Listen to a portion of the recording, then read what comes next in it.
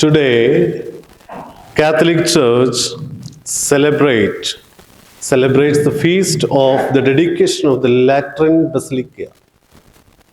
So, what is the speciality of this basilica? So, we have to get into the history of the Catholic Church, and as we knew, Church had no freedom in the early stages of the growth. That time, people were worshipping or celebrating Holy Mass. Domus Ecclesia means underground churches because they cannot celebrate Holy Mass publicly as we have today. They had some secret places under the ground and they were celebrating the Holy Mass. And with the Edict of Milan by Constantine Emperor Constantine, when he had a vision and he went for a war with the sign of cross, he won the war and he gave freedom to Christianity. Afterwards, this emperor had built a basilica, a big church for the Catholic Church, and that church is Lateran Basilica. And for many years, for 1,000 years, this church became the residence of popes. Today, when we hear this name, it is not that much familiar to us. But if I say St. Peter's Basilica, it is very much familiar because nowadays Pope reside there for the administration reasons. But this basilica is having a lot of speciality. First one, this basilica is the cathedra of Diocese of Rome. And we know the Diocese of Rome is the mother diocese or mother church and the head of all the churches. And the bishop of that diocese is known as Pope. So the cathedra of that bishop, that means Pope's cathedra means the chair, is kept in this basilica. So this is the cathedral church of Pope. As we have St. Mary's Cathedral, where the chair of bishop is kept. That is the reason why it is known as cathedral. And our bishop's chair is kept in that cathedral. Last week we had feast celebration.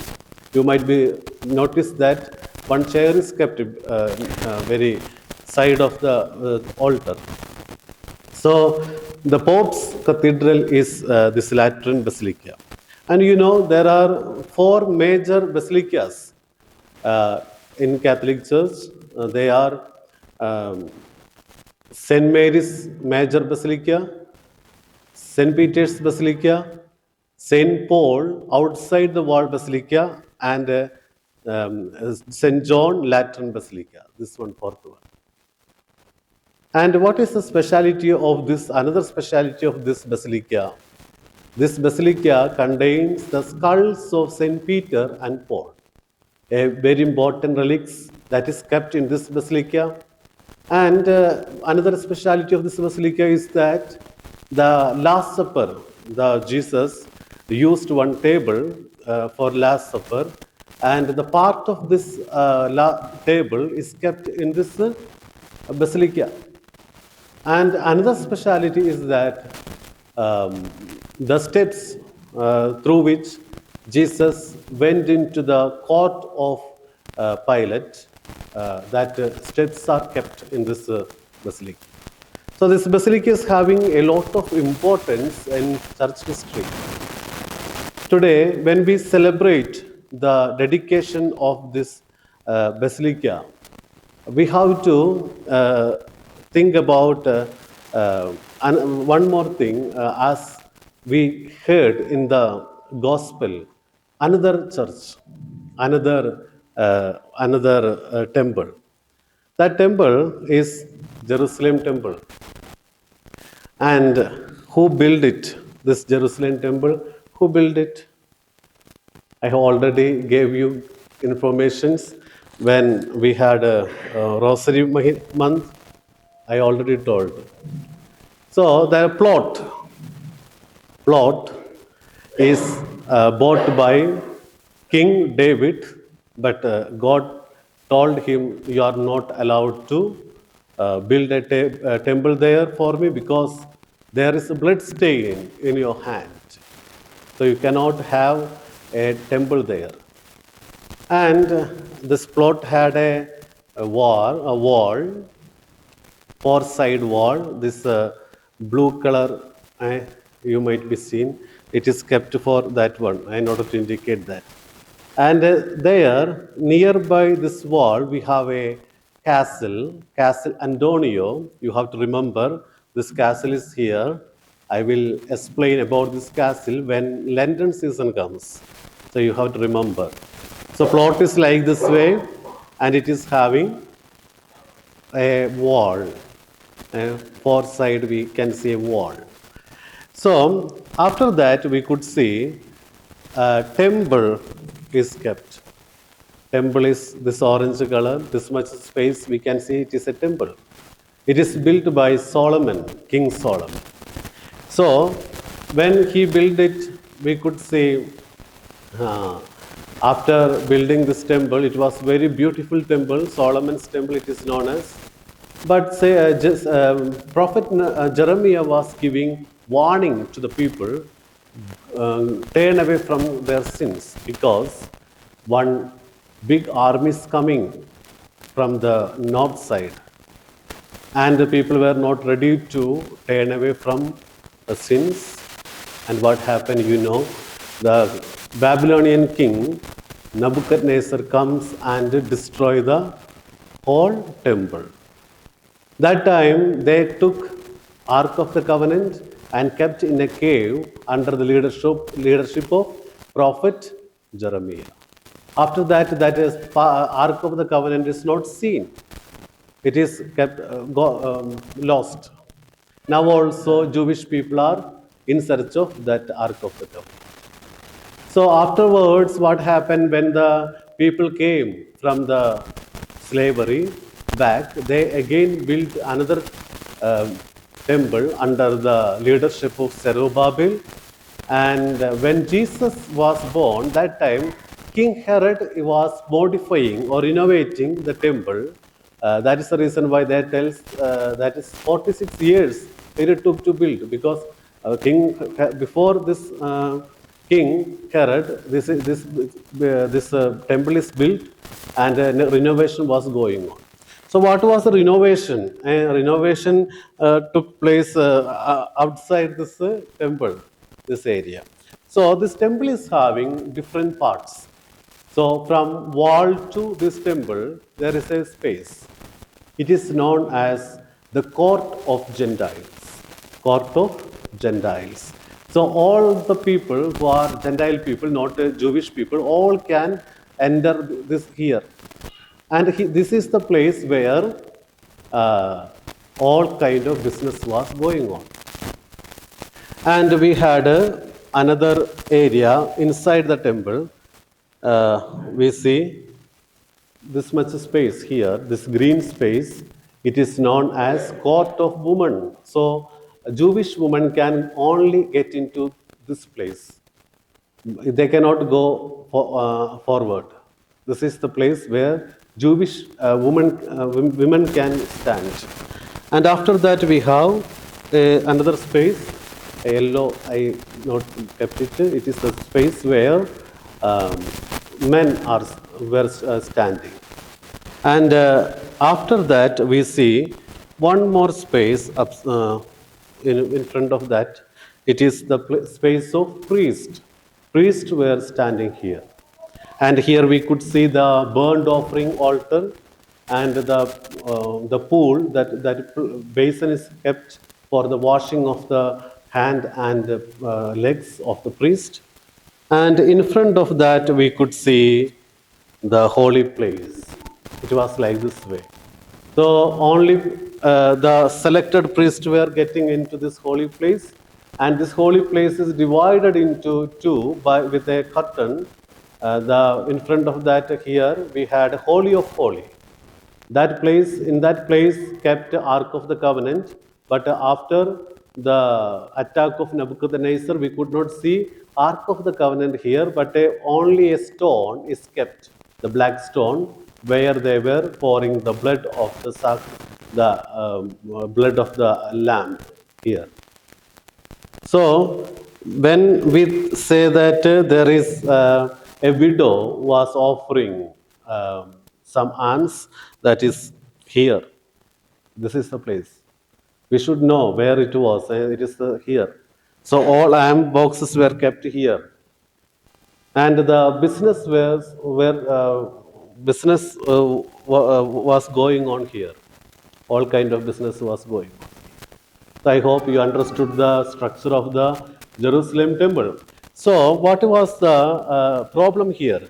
Jesus comes and see the very place where people should be very holy, the place where which people should keep holy. That place became a place of trade. That is the reason why we say when we get into the from the very gate, when you get into the premises of the church, we should be very much keep quiet. We have to keep quiet, and the place should be kept holy. That is the reason we say.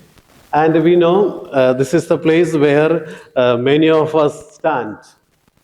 And when we go to church, if there is no space in the church, we all stand here. So those who are standing here, they came not for any worship, but they came for trade. Trade. Okay. That is the reason why priest says that, oh, please come inside. You don't stand there, because it has that meaning. Okay, it is there. And when we think about men always go behind. They are not sitting front. No, but today both sides we have in the church. So thank God, all are coming and sitting front also. So it is having that kind of connotations. That is the reason why priest may say that please don't stand near a wall. You get into the church, because that area is kept for business, not for worship. So, dear friends, when Jesus come to this place became very unholy, and trade was going on. And Jesus tells that you have to. Here, two things you should note. Jesus tell the pigeon sellers, and there were pigeon sellers. Jesus only told them, "Please take it and go." But others, what he did? He make a whip and thoroughly gave and pushed them out. What is the problem? What is the why the pigeon sellers had some speciality? Because pigeons are the very had a very small cost to buy it and offer it. That means it was the offering of a poor people. And that's the reason why Jesus tells that they have not taken much um, money from the people who came. They were just selling a pigeon and getting profit that is very justifiable. But others always sold a lot of big animals, and they had a lot of money that is not justifiable. It could not be justified. A lot of money they grabbed from the rich people. So that is the reason why they thoroughly pushed them out. But pigeon sellers, Jesus respect them, because they were not making much money from that business, but they found their livelihood from there. So that is the thing. Next thing, Jesus turned off the tables of coins. What is that coins kept there? Why they kept coins there? Because there were coins of Romans and Greek people. Roman Greek coins were available.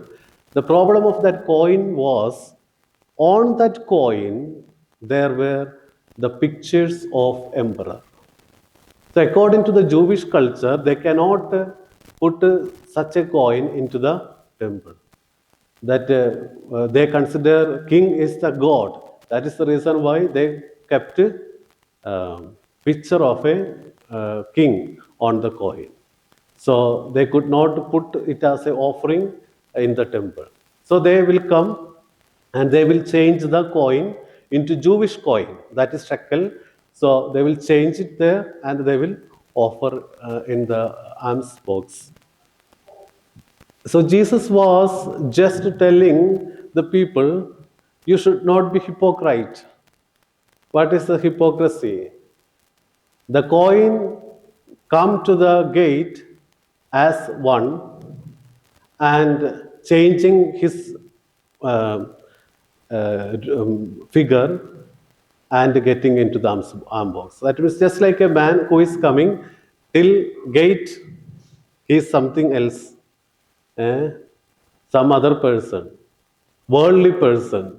When he come to the gate, he suddenly change as a very devotee person. So it is called hypocrisy. So God never entertained that hypocrisy. He tells, as you are coming and offer yourself. You should not change your figure. You should not change your personality in order to get into my temple. So hypocrisy is questioned by Jesus. Secondly, the unholiness and the trade. Three things were questioned by Jesus here by sanctifying this temple, Jerusalem temple. Unholiness. Second one, trade. It is not a place of trade. Third, the hypocrisy. It was questioned. Dear friends, in the second reading we heard, you are the temple of God. This temple should be holy. This temple should be out of trade. This temple should be without hypocrisy. Then only God can reside in this temple. Each person is a temple of God. So let us make our life holy, then God can reside in us.